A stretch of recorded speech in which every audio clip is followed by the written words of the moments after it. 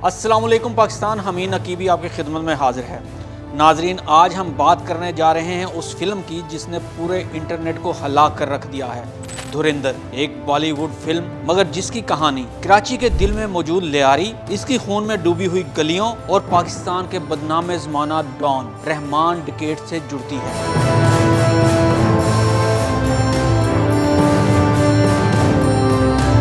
Film trend कर रही है, सोशल मीडिया पर धूम मची हुई है, लेकिन साथ ही गुस्सा, शदीद तनकीद और बड़े बड़े सवालात भी उठ रहे हैं। आज हम इस फिल्म की हकीकत, लियारी के किरदार, रहमान डकैत की असल कहानी और वो तमाम एतराज़ात बेनकाब करेंगे जिन्होंने पाकिस्तान को आग बगोला कर रखा है। और साथ में ये भी बताएंगे कि मुंबई के कौन कौन से डॉन्स ने आज भी भारतीय सिक्योरिटी इदारों और शहरियों के नाक में दम कर रखा है।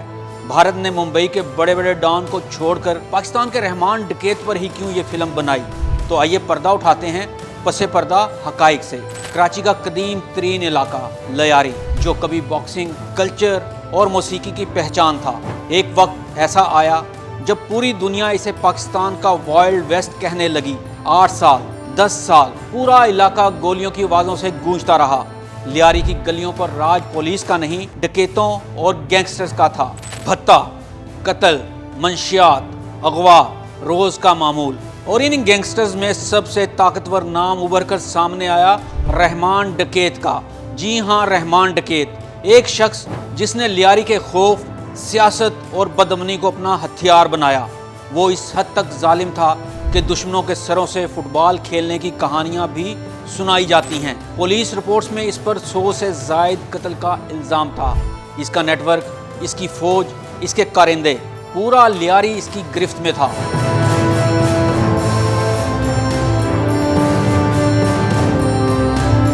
और फिर 2009 में एक पुलिस मुकाबला एसपी चौधरी असलम की क़यादत में और रहमान डकैत का खात्मा हो गया। ये वाक़या बाद में कराची के गैंग वार की तारीख का टर्निंग पॉइंट बन गया था। अब आते हैं फिल्म की तरफ। धुरंधर दरअसल एक अंडर कवर जासूस की कहानी है जो लियारी के गैंग वार नेटवर्क में घुस जाता है। फिल्म में रणवीर सिंह बतौर हमजा मरकजी किरदार अदा करते हैं। हमजा एक खुफिया इंटेलिजेंस एजेंट है जो कराची के इलाके लियारी में दाखिल होकर जुराइम पेशा गैंग्स के नेटवर्क में घुस जाता है ताकि दहशतगर्दी और मुनज़्ज़म जुराइम के खिलाफ कार्रवाई कर सके। इसका सबसे बड़ा दुश्मन बनता है अक्षय खन्ना, जो हकीकी लियारी के बदनाम गैंगस्टर रहमान डकैत से मुतासिर किरदार रहमान डकैत के रूम में सामने आता है। एक ऐसा खौफनाक मुजरम जिस पर भत्ताखोरी, मंशियात फरोशी, कत्ल और दर्जनों संगीन जुराइम के इल्ज़ामात थे। फिल्म में एक और अहम किरदार संजय दत्त ने निभाया है, जो कराची पुलिस के मारूफ अफसर चौधरी असलम से मुतासिर है। संजय दत्त एसपी चौधरी असलम के किरदार में नजर आते हैं, जिन्होंने अपनी असल जिंदगी में लियारी गैंग वार के खिलाफ बड़े बड़े ऑपरेशन किए थे। इन्हीं किरदारों के गिर्द इक़्तिदार, जुराइम, धोखे, खुफिया मिशन, दहशतगर्दी और गैंग वार्स की एक हंगामा खेज दास्तान घूमती है, जो फिल्म को एक भरपूर, सनसनीखेज और पुरतशद्दद थ्रिलर्स में तब्दील कर देती है। तो आइए, इससे पहले कि हम मुंबई के गैंग वार्स का जिक्र करें, तो पहले मसला समझने की कोशिश करते हैं कि मसला क्या है, पाकिस्तानी कौम क्यों गुस्से में है। गुस्से की सबसे बड़ी वजह तारीख को मस्क करके दिखाया गया है। फिल्म में लियारी के गैंग वार को ऐसे दिखाया गया है जैसे भारतीय इंटेलिजेंस की कोई खुफिया जंग थी, जबकि असल हकीकत सियासी पुश्तनाही, मुकामी माफिया और इक्तिसादी मुफादात थे। कुछ भी भारतीय एजेंट जैसा नहीं था।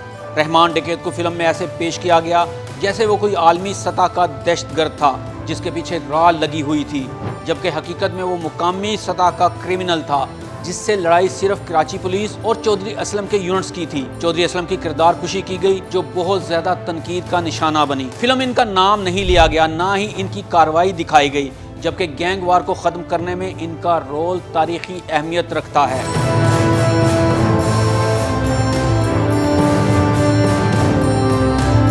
इसके बरक्स इंडिया ये भूल गया कि मुंबई में क्या कुछ हो रहा है।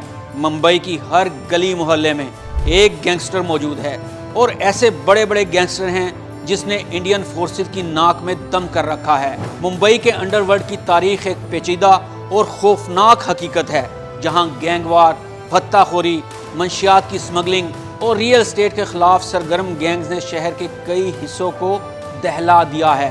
اور یہ گینگ وار شہر سے نکل کر پورے ہندوستان اور پھر پوری دنیا تک پھیلے ہوئے ہیں۔ ہندوستان کے سب سے طاقتور اور معروف ڈانز میں داؤد ابراہیم شامل تھے، جنہوں نے ڈی کمپنی کے ذریعے نہ صرف ممبئی بلکہ بین الاقوامی سطح پر منشیات، اسمگلنگ، اغوا برائے تاوان اور غیر قانونی کاروبار پر اپنا اثر قائم کیا۔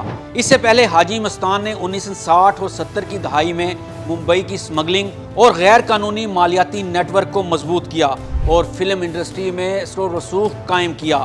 اس طرح کریم لالا، جو پٹھان گینگ کے سربراہ تھے، ممبئی کے جنوب مشرقی علاقوں اور ریڈ لائٹ ڈسٹرکٹس میں اپنا تسلط رکھتے تھے اور جوا، بھتہ اور دیگر غیر قانونی سرگرمیوں میں ملوث تھے۔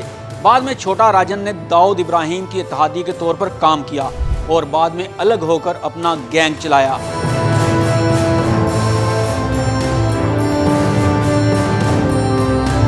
جبکہ ابو سلیم نے 1990 کی دہائی اور 2000 کے آغاز میں بم دھماکوں اور دیگر جرائم میں اہم کردار ادا کیا۔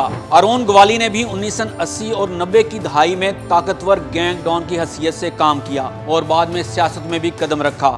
اس دور کے دیگر مشہور بڑے ناموں میں راجن، شبیر ابراہیم، کسکر اور جینا بائی دار ولی شامل ہیں، جنہوں نے ممبئی کے انڈر ورلڈ میں مختلف سطحوں پر اثر قائم کیا۔